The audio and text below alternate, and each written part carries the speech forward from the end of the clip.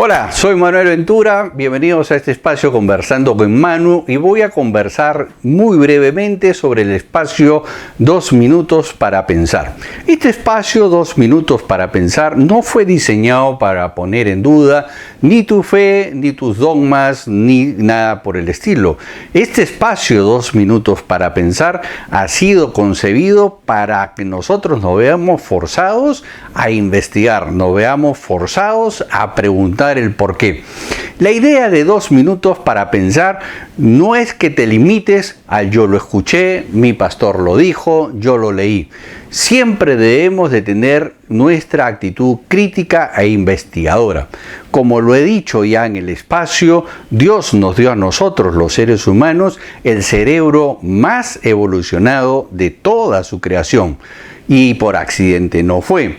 Entonces, definitivamente, si nos da un cerebro con esa capacidad, es porque Dios está interesado en que nosotros investiguemos. Dios está interesado en que nosotros cuestionemos.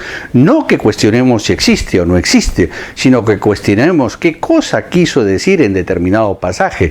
¿Por qué en la Biblia está expresado de esa forma? ¿Por qué la historia está en contradicción o por qué hay contradicciones dentro del relato bíblico? La idea no es poner en duda la fe. La idea es justamente profundizar e ir un paso más allá de lo que nosotros estamos acostumbrados. Es visto en este espacio que yo hago fuertes críticas, por ejemplo, a la teología que nosotros hemos escuchado a lo largo de los años y la cual hemos dado por sentada como totalmente válida. Pero, ¿y alguien se preguntó qué cosa hay más atrás? Conversaba con un amigo, pastor, maestro, el cual es también mi maestro en la actualidad, y yo le decía, la reforma está bien, me parece espectacular. Si no, ninguno de ustedes estaría viendo este video. Es evidente que la reforma causó realmente una reforma, una revolución en el pensamiento y en el análisis. Pero, lamentablemente, nadie revisó hacia atrás. Es decir, seguimos construyendo de la reforma para acá. Pero a nadie se le ocurrió revisar la teología de la reforma para atrás.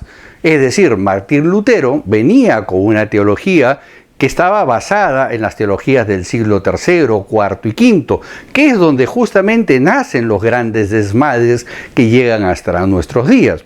Y entonces yo le comentaba a mi maestro, ¿y por qué no vamos un poquito más atrás y empezamos a investigar qué cosa era la teología del siglo I?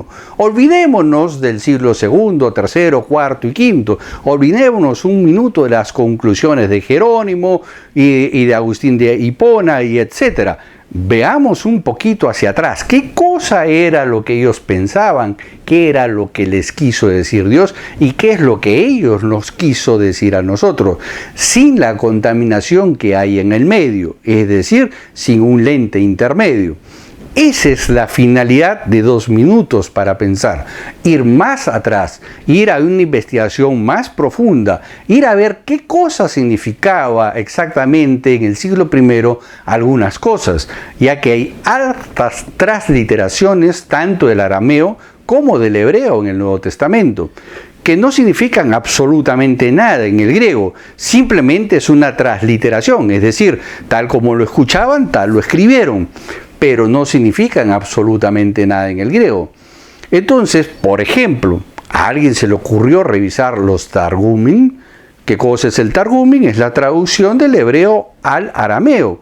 Recordemos que después del exilio, es decir, en el post-exilio, todo el pueblo de Israel, o gran parte del pueblo de Israel, hablaba arameo. Tanto así que en la zona de Jesús, toda la zona de Galilea, el norte de Israel, y la mayoría de las periferias a Jerusalén se hablaba arameo.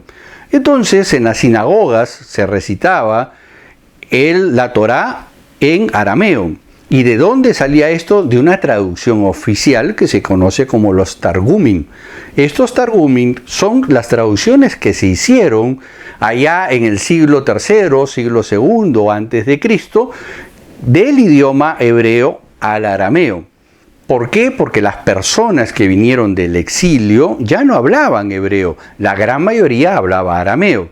Entonces, para poderles transmitir el legado del pueblo judío, tenían que traducírselo al arameo. Pero esas traducciones son bastante interesantes porque no son unas traducciones como las que se suelen hacer hoy día con ciertas reglas de traducción.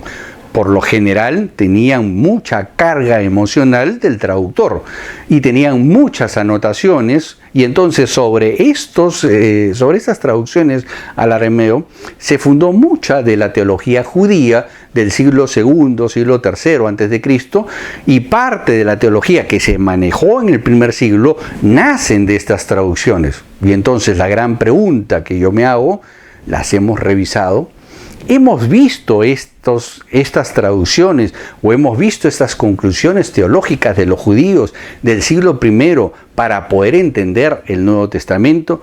No vaya a ser que nosotros, por un buen afán y con una muy buena intención, pero basados en una conclusión teológica distinta a la conclusión teológica del siglo I, estemos haciendo un error doctrinario o un error de interpretación. Como conversaba con este profesor, muchas de las teologías que he encontrado justamente qué carta del naipe sacar y todo el tinglado teológico se vino abajo. ¿Por qué? Porque se basó en una teología del siglo V y no en la teología del siglo I. Es decir, nadie se dio la molestia de revisar la teología del siglo I. Entonces lo que tenemos que hacer es hacer un intento de regresar en un viaje mental, como si fuera una especie de máquina del tiempo, al siglo I, y entonces entender qué era la teología judía en ese entonces, qué cosa era lo que trataban de expresar y qué entendían ellos para que nosotros podamos entender correctamente qué cosa dice el Nuevo Testamento. Y no basarnos en teología del siglo III, siglo IV, siglo V, que es donde se basa la gran mayoría de la teología de Occidente. Reitero, muchas veces he sido controversial justamente porque he descubierto que la teología del siglo IV, siglo V, tienen esas deficiencias. Son conclusiones de Occidente, son conclusiones del teólogo de ese momento. Y el gran error es haber aceptado que estos teólogos hayan introducido sus conclusiones teológicas en los textos. Como siempre digo, todos tienen derecho a llegar a una conclusión teológica, pero debemos ser claros. Nosotros tenemos que decir, mi conclusión teológica es esta, pero el texto dice esto. Es decir, una cosa es lo que dice el texto y otra cosa es tu conclusión teológica. La conclusión teológica son válidas y todas respetables porque deben de tener sustento en el texto. Lo que yo no puedo hacer es hacer o manipular el texto para que diga lo que mi conclusión teológica quiero que diga. Entonces, es justamente lo que sucedió en el siglo IV y siglo V. Estos teólogos de ese siglo lo que hicieron inconscientemente o conscientemente fue introducir esas conclusiones teológicas en el texto. Y esas conclusiones teológicas en el texto han llegado a nosotros. Y nadie se les ha ocurrido cuestionarlas. Bueno, a mí sí se me ha ocurrido cuestionarlas. Entonces, esa es la razón de por qué nace 2 minutos para pensar. Es decir, nosotros tenemos que ser mucho más acuciosos que lo que fueron en el siglo IV, en el siglo V. ¿Por qué?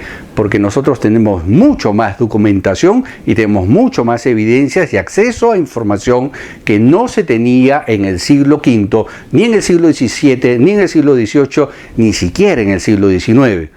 Los grandes descubrimientos sobre los hechos arqueológicos, sobre el idioma hebreo, sobre el arameo, sobre el ugarítico, están en el siglo XX. Por ende, nosotros tenemos el privilegio de tener grandes cantidades de información y gran cantidad de elementos para poder hacer mejores conclusiones que las que se hicieron en el siglo XIX, XVIII y hacia atrás, incluyendo el IV y el V, donde nacen muchas teologías equivocadas.